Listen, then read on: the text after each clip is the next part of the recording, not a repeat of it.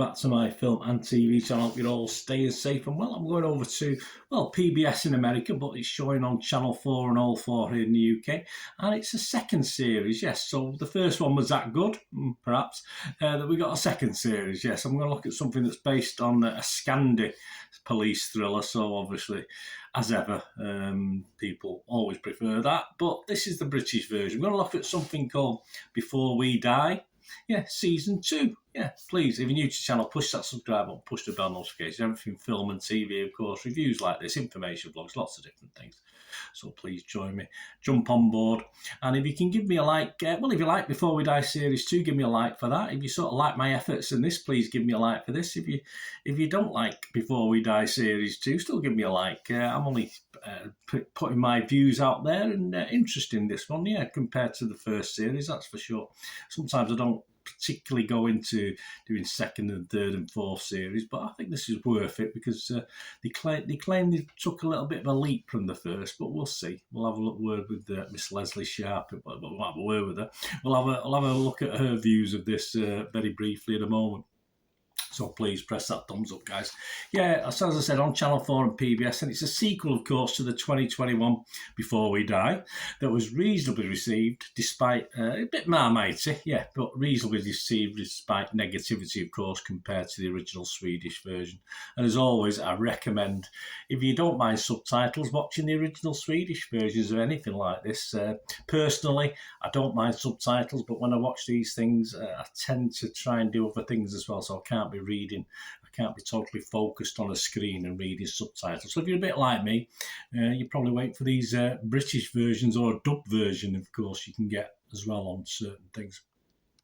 On Channel 4 from June the 25th, and all episodes are now available on All 4.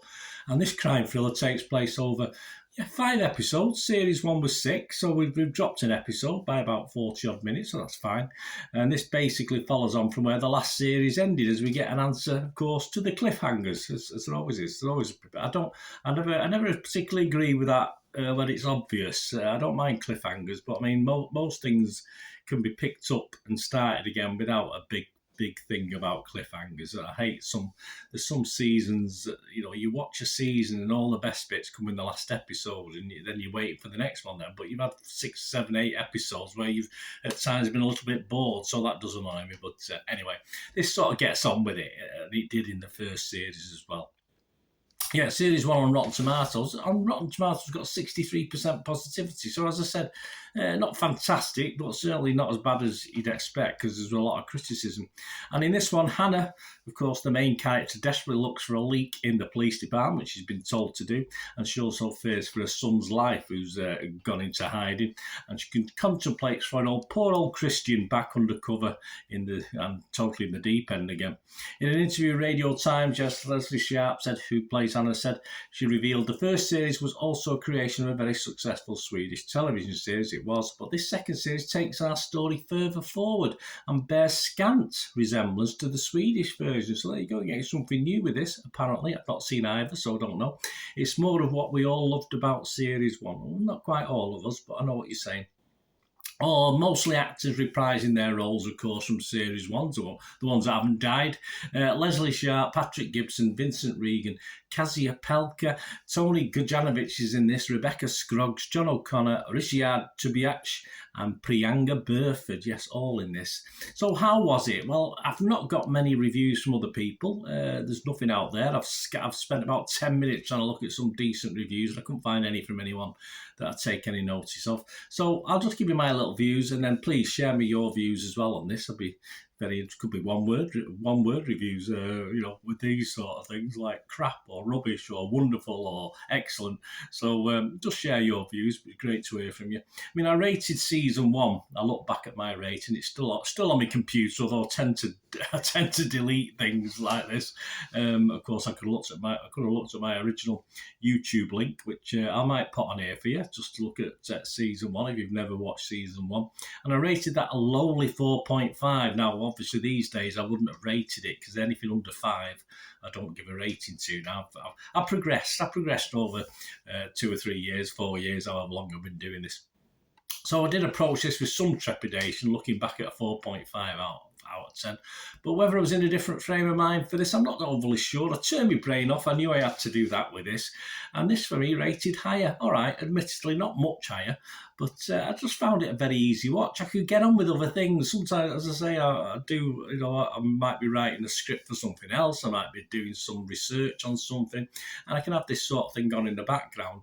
And I quite liked it because it was easy to follow. So yeah, this was simple. I could have it on in the background and get on with other things as well without being totally having to focus. If it was subtitles, I would have had to focus, of course. Looking at the actors, yeah, again, not the greatest in this. I mean, Leslie Sharp, for me, continues not to look right in the role. It doesn't suit her at all. I mean, both the lead female characters, if you like, in this look quite comical, made me smile when they were sort of walking around with guns and stuff like this. It just doesn't look natural. They don't seem to fit it. It just doesn't work. And Leslie Sharp doesn't quite look right.